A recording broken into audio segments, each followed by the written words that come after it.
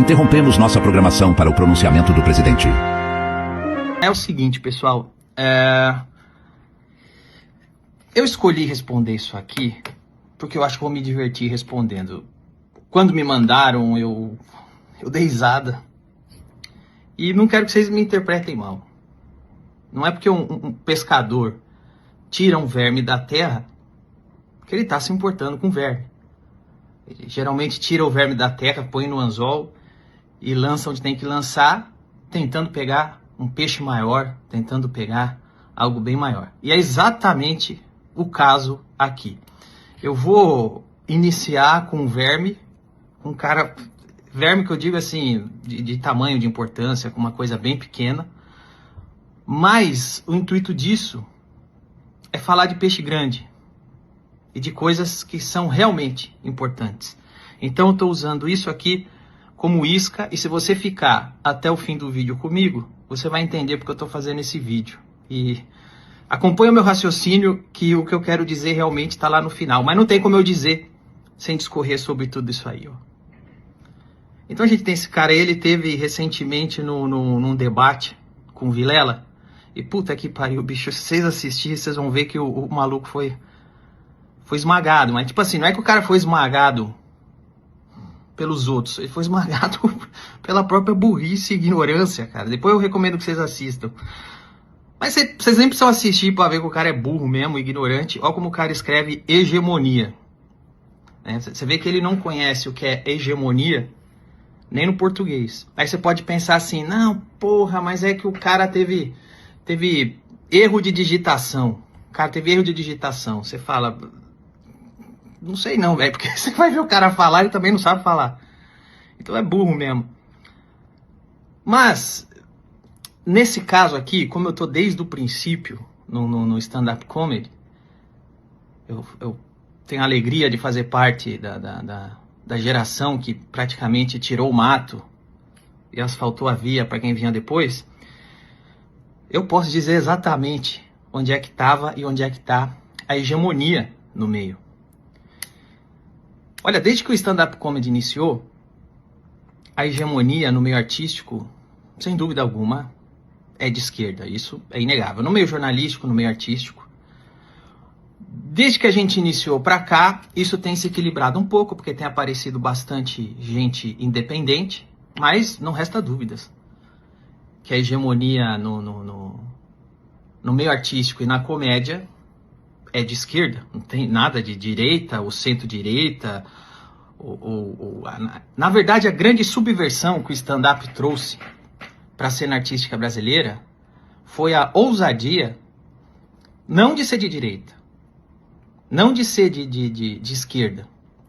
Mas eu acho que a comunidade do stand-up comedy brasileira trouxe a grande ousadia para a cena artística do Brasil de ter a ambição de criar um ambiente livre. 100% livre. E fiquem comigo até o fim do vídeo que vocês vão acompanhar meu raciocínio, vocês vão entender onde eu quero chegar. Quando o stand-up comedy iniciou, a classe artística brasileira começou a fazer manifestos para que o stand-up comedy não fosse para o teatro. Tem um episódio bem lá no início que o Cláudio Torres Gonzaga fez uma carta aberta explicando que o stand-up poderia usar o teatro. Eram artistas ali de esquerda, eram artistas da panelinha. O que sempre assustou a cena artística brasileira, quando o stand-up surgiu, é que a classe artística brasileira, ela passava sempre por uma linha de produção. Então o ator tinha que passar pelos cursos de ator. Esses cursos de ator, pelo amor de Deus, alguém aqui me desminta, eram tomados por pensamentos esquerdistas, sempre foi. Então você chegava no fim da linha de produção já aprovado, caso o seu pensamento político fosse aprovado também, tá bom? Isso é ECA na USP, 90% das faculdades federais e os cursos de artes são tomados por militância esquerdista e forma atores esquerdistas. Quem não é, geralmente é exceção. Quando o stand-up comedy surge, ele não surge como uma força de direita, ele surge como uma força independente que não passa por crivo nenhum, de nenhum lado político. Então, o meu caso, por exemplo, eu não sou ator, não sou nada disso. Eu só sou um cara comum que saiu da minha casa, escreveu o seu texto, subiu no palco. As pessoas gostaram das coisas que eu escrevi, das piadas que eu contava, riam. E eu fui crescendo assim, sem o crivo de uma linha de produção que determina quem é o verdadeiro artista ou não. Então acho que o stand-up comedy sempre assustou desde o princípio a hegemonia da classe artística brasileira, porque foi um meio que se criou que não passava por nenhuma linha de produção ou aprovação de sindicato dos atores, do professor. Pensamento, eu, um cara extremamente comum, que vem de um lugar pobre, que tem uma realidade, crio piadas, as pessoas se identificam, gostam de mim, e eu vou crescendo sem precisar que o sindicato dos atores ou o partido esquerdista que endossa bons atores do grande teatro brasileiro desse o aval para mim. E eu acho que é por isso que o stand-up sempre sempre assustou. Então houve sim, ainda há um movimento, desde o princípio até hoje, de dizer nos jornais que o stand-up é coisa de fascista, que o stand-up é não sei o quê. O stand-up simplesmente cria pensamentos independentes, onde a gente tá pouco se fudendo para opinião de hegemonias, como, por exemplo, a hegemonia esquerdista, que é da classe artística. Eu também posso dizer isso, usando o palavreado de militância, eu tenho lugar de fala. Eu já fiz filme, já escrevi livro, já fiz série, atuo na TV, frequento teatros do Brasil inteiro e todos esses lugares por onde eu passo. Todos esses lugares por onde eu passo. A hegemonia é, sem dúvida alguma, da classe artística esquerdista brasileira. Tá bom? Prova recente disso, quando o Marcos Mion aparece e defende a sua opinião, que eu creio ser a verdadeira, que ninguém deve ser preso por causa de uma piada, na mesma hora ele precisa voltar e desfalar o que falou. Sabe por quê? Porque senão ele vai ser perseguido no meio que ele trabalha, ele vai perder os patrocínios que ele tem, ele pode ficar mal visto, mal falado, entrar na mira da emissora que ele trabalha. Quando o Fábio Porchat, dessa vez ele não falou nada, ele já entendeu o Porchat entendeu onde está a hegemonia. Por isso que dessa vez ele não falou nada. Mas da outra vez que ele achava que talvez tivesse uma brecha para ele manifestar sua verdadeira opinião, o Fábio Porchat da outra vez apareceu e defendeu o Léo Lins, na primeira vez que o Léo sofreu uma investigação do Ministério Público.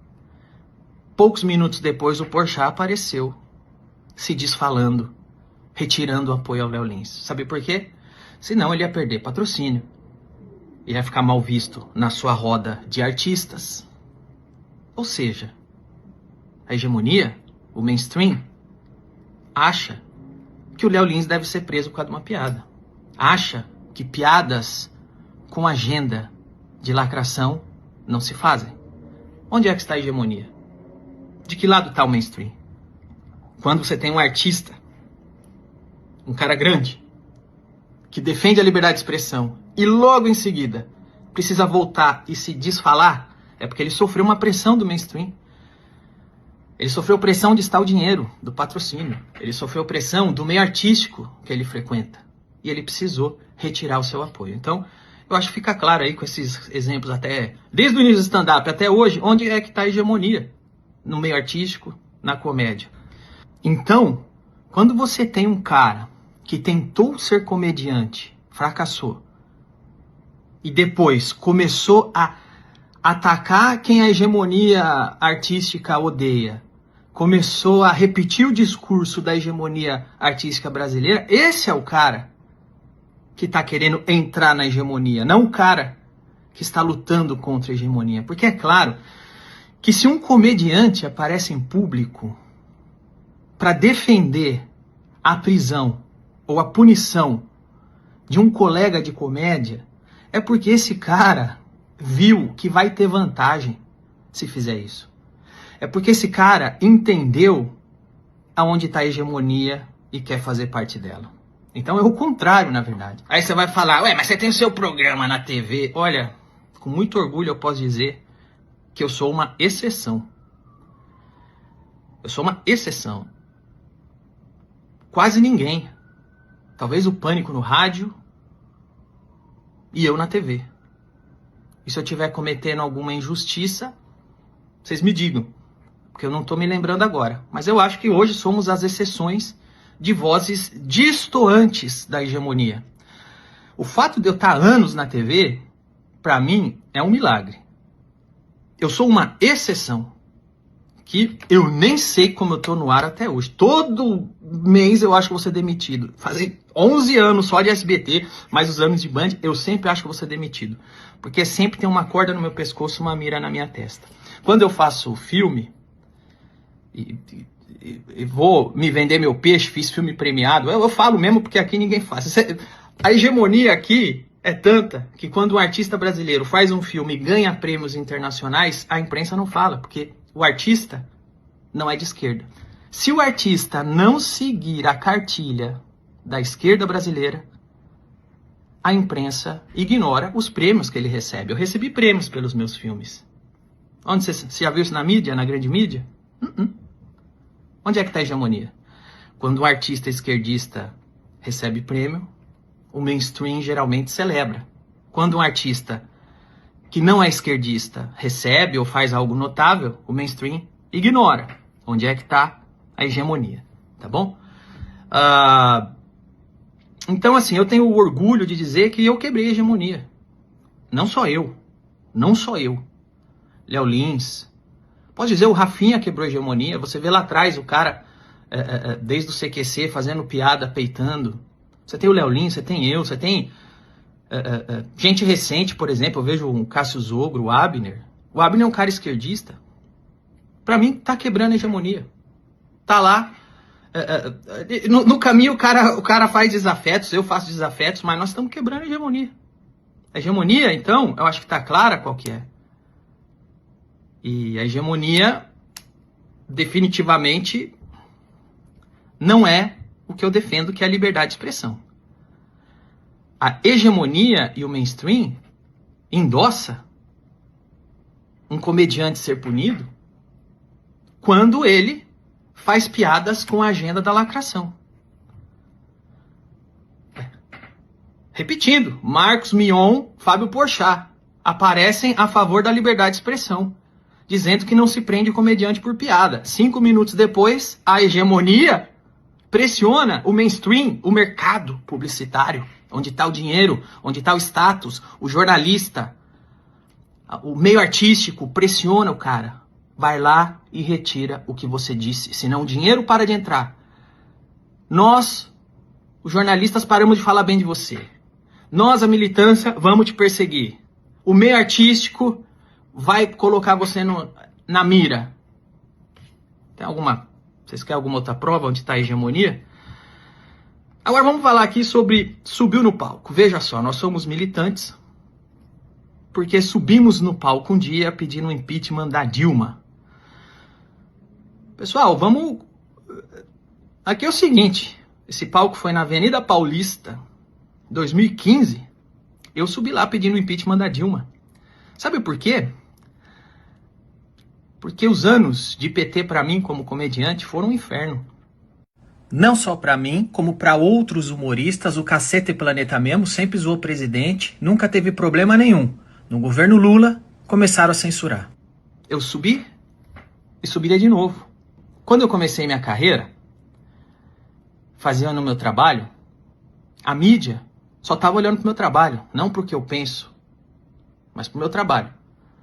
E começou a me elogiar, começou a dizer que eu era muito bom, que eu era um cara diferenciado, que as coisas que eu escrevia, que as coisas que eu criava eram boas demais.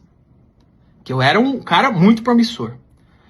Até que em 2010, por ser proibido de fazer piada com política na TV, eu fiz um show em Brasília na véspera da eleição e zoei todos os políticos fazendo piadas. Todos. Os de esquerda, os de direita, os de centro. Mas... quando eu zoei o Lula, quando eu zoei a Dilma, o jogo virou pra mim na imprensa. A imprensa que só falava bem de mim, que eu era o cara que eu ia no Congresso e peitava o Sarney, eu ia no Congresso e zoava o Bolsonaro, eu ia no Congresso e zoava aqueles deputado merda de direita, de centro-direita. Quando eu zoei o Lula, quando eu zoei a Dilma, acabou. Eu virei fascista, eu virei racista, eu virei machista, taxista, equilibrista, a porra toda. Mais uma vez, onde é que tá o mainstream? Vocês me avisam. Então, o que eu tive nos anos seguintes foi isso aí, ó. Ministério Público me investigando, tentou me censurar algumas vezes. E eu cheguei a ser condenado à prisão. Nessa realidade, obviamente, eu entendo que essa linha de pensamento, esse governo, era completamente contra uma coisa que eu defendo e é muito cara para mim, que é a liberdade de expressão. Então eu pensei, já que eles não querem que eu fale, eu vou falar mais ainda. Não tô nem aí. Quem convive comigo pode dizer, eu tenho uma série de testemunhas. Constantemente ligavam na Band e no SBT para me demitir, o governo do PT, de esquerda. Tentaram me prender. Mandaram para mim censuras, fizeram retirar coisas da internet. Eu tenho todo o histórico aí para comprovar, tá bom? Aí, obviamente, quando entra o impeachment da Dilma e tem um palco na Paulista, eu falo, eu vou subir aí porque eu quero que essa porra caia. Essa porra me fudeu a vida toda, esse governo tá dizendo que eu não posso contar piada, pra mim não serve. E eu subi lá sim, subiria de novo. Outros comediantes também subiram. Nil Agra, Vilela, Léo Lins, Cris Paiva. Só que eu vou falar uma coisa pra vocês. Nós subimos lá e fizemos um discurso pró-liberdade de expressão. E para contar piadas sobre um governo que estava cerceando a liberdade de expressão. Para quem gosta do jogo oprimido-opressor, eu sempre acho que o opressor é o governo. Meu discurso é esse. Para mim, o governo tá sempre oprimindo com taxa, com polícia, seja de direita, de esquerda, de centro. De um lado tá o governo, ou tô do outro. Tô do lado do cidadão comum, que é o que eu sou. Essa é a minha natureza. Tenho minhas convicções, já vou falar disso. Mas nós estávamos lá zoando o poder estabelecido naquele momento. Uma coisa curiosa é a conveniência das pessoas, porque isso aconteceu em 2015. E ao que tudo indica, é um demérito estar naquele palco em 2015, firmando uma posição a favor da liberdade e protestando contra um governo que cerceava a liberdade de comediantes. Porque é isso que a gente estava fazendo lá. Parece que é um demérito ter subido lá aquele dia, em 2015. Mas em 2016, um ano e meio depois, esse cara estava puxando o saco do Léo Lins. Porque ele achou que teria alguma vantagem puxando o saco do Léo Lins, que um ano antes estava naquele palco. Não foi um demérito ali. Hoje, que chutar a cabeça do Léo Lins faz você ganhar um tapinha nas costas da Beautiful People, o cara esquece que já puxou o saco do cara que estava naquele palco e passa a dar bicuda nele. Cara, é um caráter duvidoso. Eu não acho que são pessoas que me passam confiança quem faz isso. É muito dúbio. É conforme a conveniência. Isso não é legal. Agora, sabe o que aconteceu depois disso? Alguns anos se passaram e entrou um governo de direita, Bolsonaro. O Nil Agra, que estava nesse palco, pró-liberdade de expressão, sabe o que fez durante o governo Bolsonaro? Cagou e zoou o governo Bolsonaro. Sabe o que o Vilela, o Léo Lins e a Cris Paiva, sabe o que eles fizeram quando entrou um governo de direita? Cagaram e zoaram no governo de direita. Sabe o que eu fiz quando entrou o Bolsonaro? Logo nos primeiros meses, eu comecei a criticar exatamente como eu criticava o PT, as coisas que eu achei que estava errada. Como cidadão eu criticava. Como comediante, eu fazia piada. Na minha profissão de comediante, no palco, no meu espaço, nos espaços que eu tenho como comediante, eu zoei. Sabe o que eu ganhei? A mesma coisa que eu ganhei do outro governo quando eu zoava eles. Olha aí, ó. Fui sim perseguido. Sofri sim tentativa de censura oficial do governo Bolsonaro. Articularam a minha prisão também. Quem conviveu comigo sabe, foi por um triz que eu não fui preso. Chegou muito perto de eu ser preso esse dia, muito perto mesmo. Tudo isso no governo Bolsonaro. E aqui um parênteses. Quando o governo Lula me censurou, dei um Google. Muitos jornalistas ficaram a favor da censura. Outros não, isso é verdade, tá? Mas muitos relativizaram. Já quando foi o governo Bolsonaro que me censurou, meu amigo, foi parar no Jornal Nacional. Me fala aí, onde é que tá a hegemonia? Então, recapitulando, quando o governo era do PT de esquerda, o que eu, como comediante, fazia? Isso daí. Zoava o governo estabelecido. Quando o governo foi de direita, o que eu, como comediante, fiz? Isso daí. Critiquei e zoei o governo de direita. Ah, mas aí você não zoa o MBL. Eu não vou ser hipócrita, não. Eu sou amigo de 4 pessoas de lá. Antes do MBL existir, eu sou amigo do Kim. Eu tinha um nível de amizade com o Kim.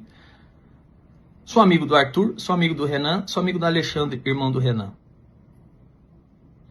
E o dia que o Arthur fez merda, o que eu, como comediante, fiz? Eu posso ter amizade com os caras, posso ter afinidade de pensamento com os caras, porém se um dia esses caras fizerem coisas que eu reprovo, como amigo, eu posso chegar em particular e falar: isso aqui que você tá fazendo é merda, velho. Se o cara continuar, como cidadão, eu vou criticar em público. E se o cara fizer coisa passível de zoeira, como comediante, eu faço isso aí, ó. Comediante faz piada. Se os caras do MBL têm problema com piada, eles não podem ser meus amigos. Porque a hora que eu faço merda, meus amigos de comédia fazem piada. A hora que eu faço merda, a hora que eu tenho atitudes passíveis de zoeira, eu mesmo zoo, meus amigos zoam. Meu programa é todo mundo se zoando. Agora, o que separa um militante de um comediante? Eu nunca vi essa turminha militante fazer piada com Boulos. Eu nunca vi essa turminha militante zoar o Lula. E aqui que eu digo que às vezes você usa um verme para pegar peixe grande. Fábio Porchat, Adnet, Gregório, Porta dos Fundos. Vocês, toda semana tinha uma crítica ao Bolsonaro. Toda semana é o Bolsonaro. É o Bolsonaro. Vamos pegar o Bolsonaro. E tem que zoar mesmo. Na minha opinião, tem que zoar mesmo. Tem que criticar mesmo. Mas vocês criticavam. Agora, vocês não têm uma piada do Lula? Porchat? Você não tem uma piadinha da Janja? Das coisas ridículas que ela fala?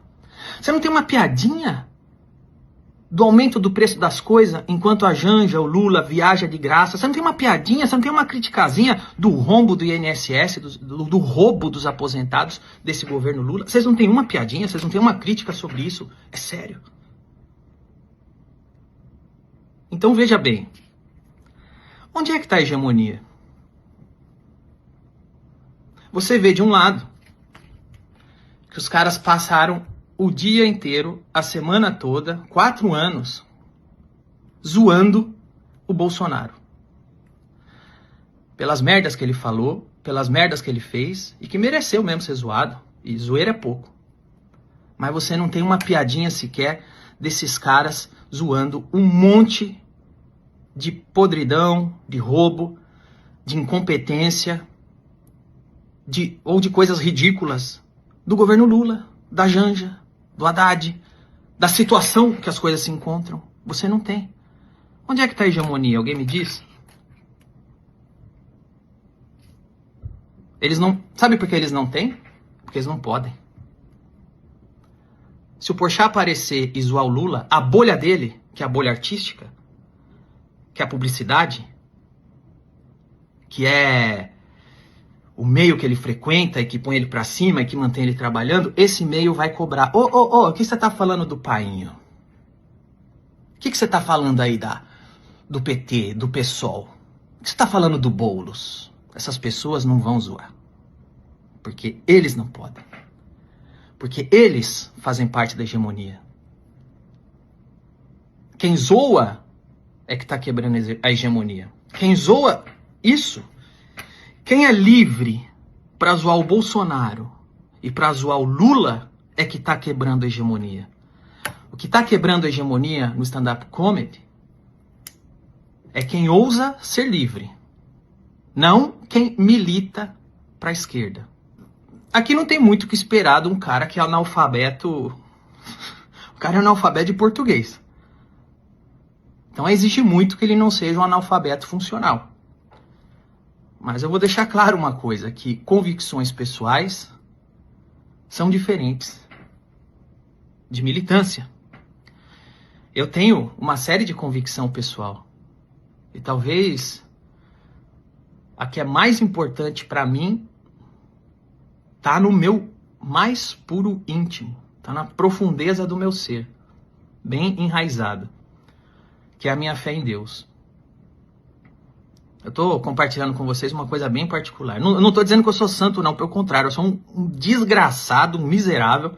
O que você vai mais achar na minha vida é pecado, coisa errada e incongruência. Mas lá no fundo, o que é mais caro para mim é minha fé em Deus. Isso é uma coisa muito importante para mim. Por isso que quando eu vi pela primeira vez o Rodrigo Marques no palco de um clube de comédia, fazendo piada, zoando a ideia da existência de Deus, zoando quem acredita em Deus, fazendo piada que ele é ateu. Quando eu vi isso a primeira vez, sabe o que eu fiz? Eu dei muita risada. Sabe por quê? Porque é muito bem escrito, é do caralho e é engraçado. E embora a fé seja uma coisa muito importante para mim, e é o que eu acredito que me trouxe até aqui, que me mantém até aqui, mesmo com tanta falha da minha parte e com muita porrada e perseguição real e pesada, mesmo com a fé sendo uma coisa muito importante para mim, eu não tenho como negar que o material que o Rodrigo Marques cria a esse respeito é do caralho. Ele é um puta de um comediante, é um puta de um artista. E o Rodrigo Marques já se apresentou no meu comedy, e eu fiquei muito feliz quando eu vi ele se apresentando lá. E por mim ele se apresentava lá todo dia. E eu nunca cheguei pro Rodrigo Marques num canto e falei: Rodrigo, vem cá, eu sei que você é ateu, e nesse comedy piadas de ateu não se fazem, tá bom? No meu comedy club não se zoa quem acredita em Deus, beleza?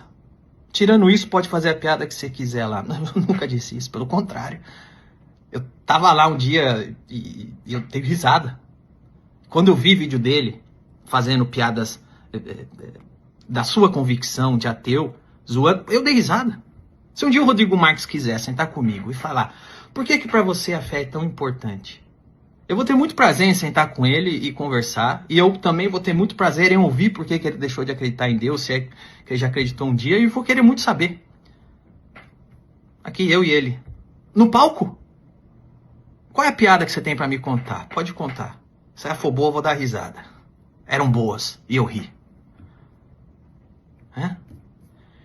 Eu não acredito em grupinhos.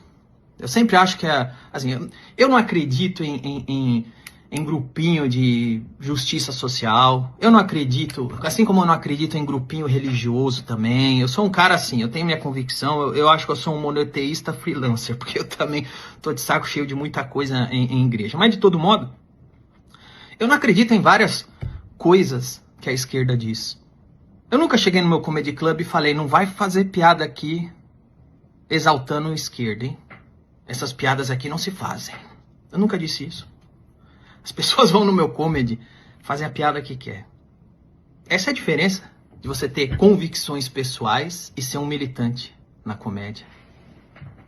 Eu tenho minhas convicções pessoais, tenho minhas convicções pessoais políticas. Se você sentar para conversar, eu sou um cara que defende menos Estado, porque a minha experiência de vida me fez entender que quando eu era pobre, lá em Santo André, esse tanto de imposto, tanto de taxa, atrapalhou tanto a vida do meu pai, a minha vida, o meu crescimento.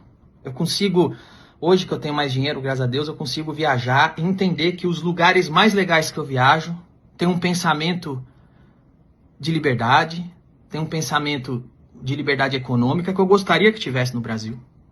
São convicções pessoais minhas. Agora, a diferença entre uma convicção pessoal e uma militância é eu aparecer e dizer que quem falar contra liberalismo econômico não entra no meu bar. Ou quem falar contra Deus tem que ser preso, tem que ser punido. Quem falar contra os meus pensamentos políticos deve ser punido. Piadas assim não se fazem.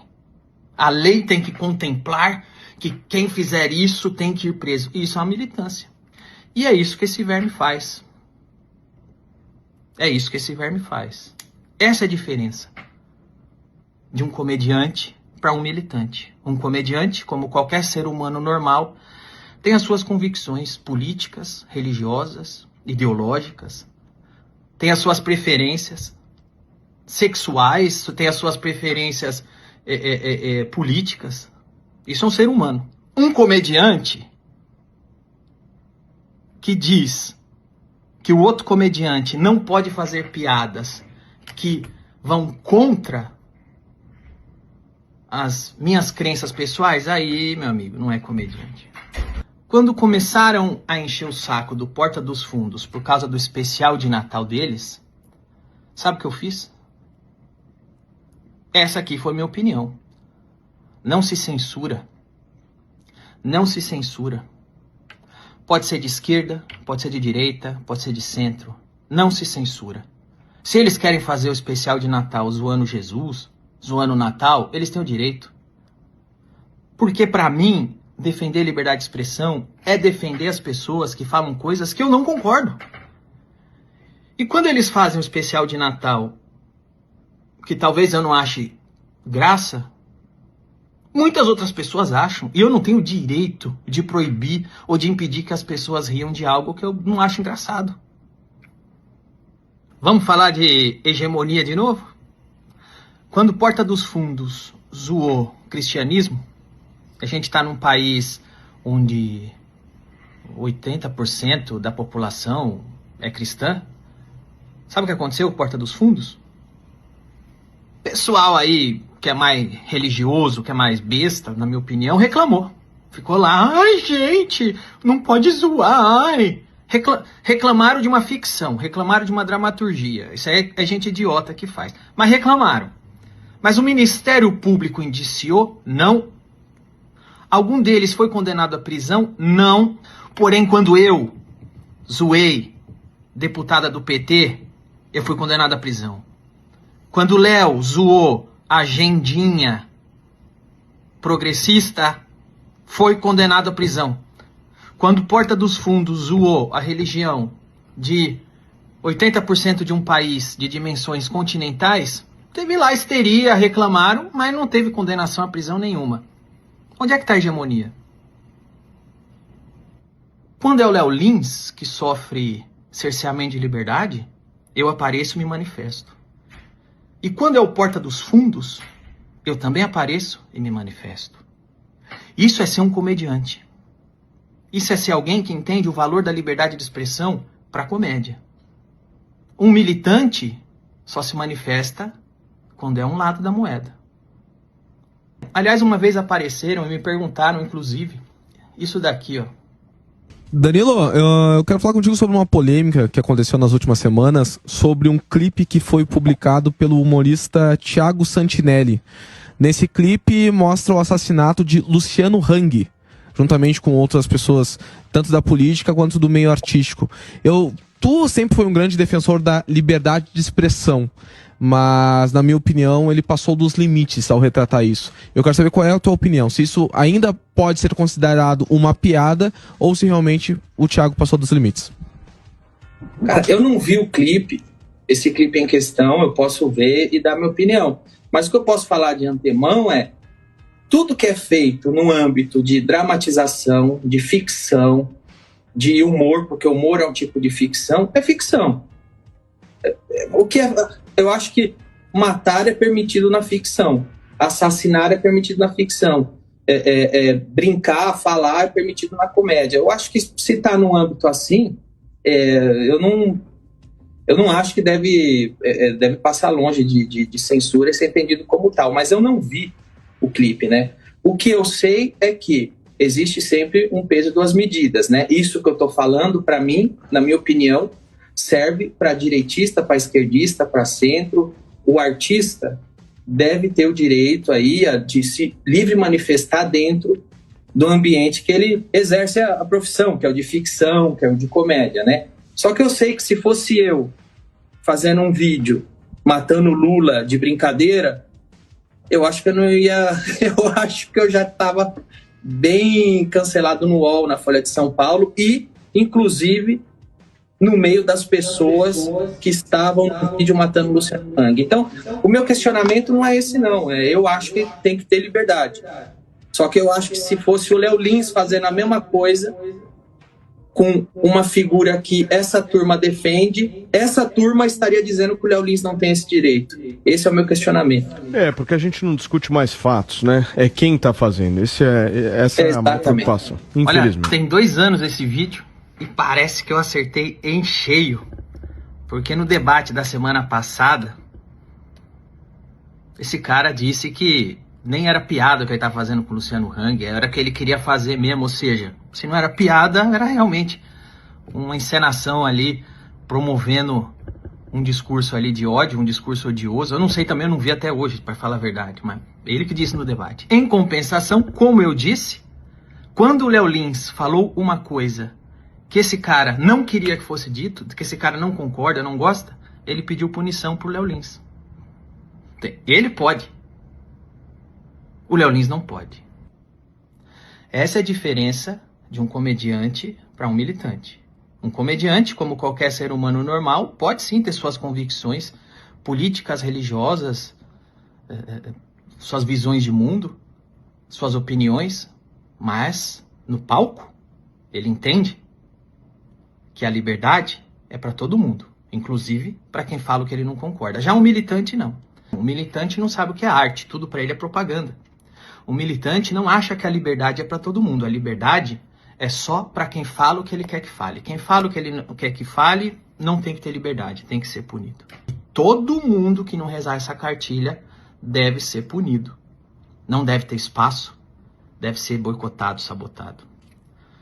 Para terminar, pessoal, eu, na verdade, quando disse que tô pegando um verme para fazer algo maior, é aqui que eu quero chegar. Eu gostaria de deixar alguns conselhos para vocês, da minha experiência aí nesses anos fazendo comédia. Sempre que alguém tentar tirar um colega de trabalho através de boicote, sabotagem, pedindo prisão, pedindo punição, é inveja. Ouça, eu tô uns anos na estrada. Antes eu achava, é opinião, não é? É inveja, acredita em mim. O que acontece é que essas pessoas tentam passar um verniz de virtude para tentar deixar nobre a sua inveja. Então não é que eu quero que o cara ali saia de cena, que o cara ali saia de cena porque eu queria estar no lugar dele, ganhando o dinheiro que ele ganha, tendo o público que ele tem e tendo a visibilidade que ele tem. Não, é que ele é racista. O racismo é mau. E se eu sou contra o racismo, eu sou bom. Então não resta outra alternativa a não ser cortar a cabeça dele. É inveja. É inveja. Eles passam um verniz de virtude. Eles acham que esse discurso merda militante é virtude. Mas é inveja.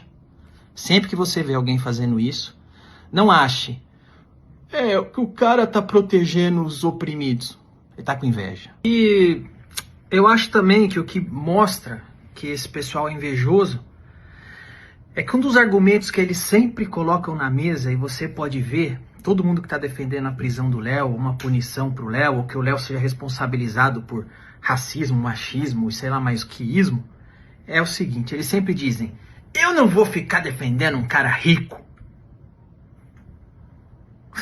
Não é uma questão de ser rico ou de ser pobre, é uma questão de liberdade de expressão, que serve pro preto, pro branco, pro gay, pro hétero, pro rico e pro pobre. Eu não vou ficar defendendo um cara que é rico.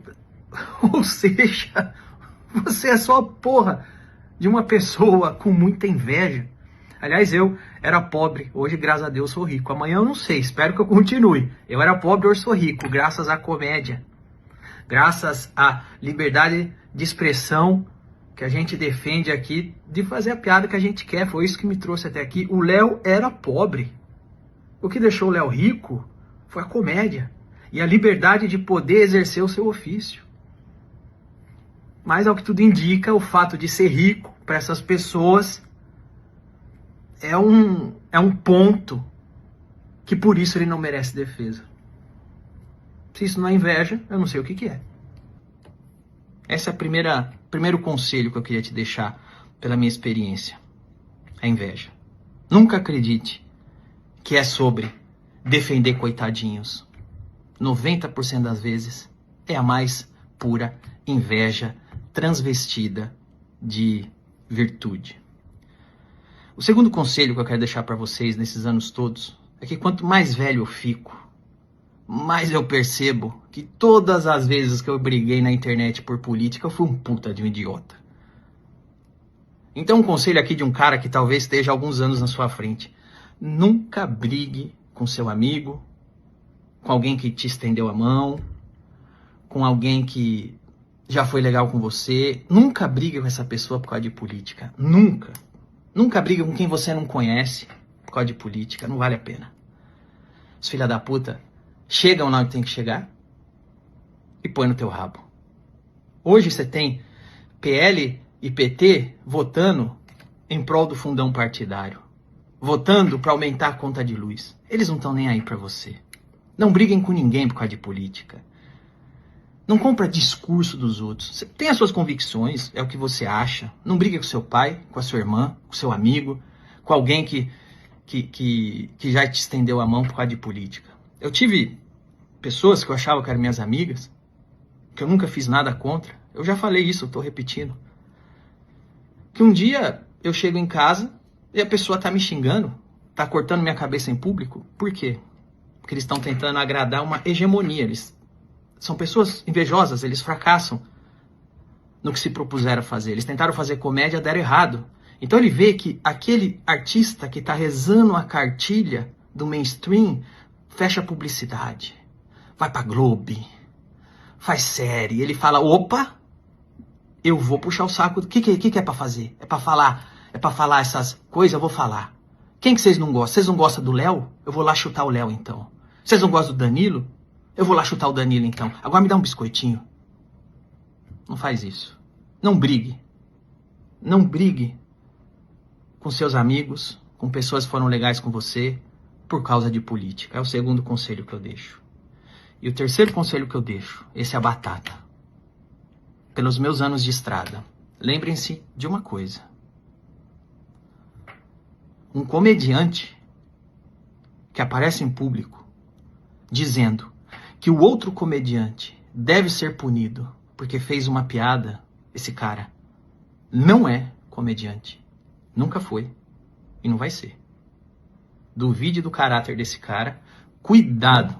Um cara que faz isso com a própria profissão, o que não vai fazer com você?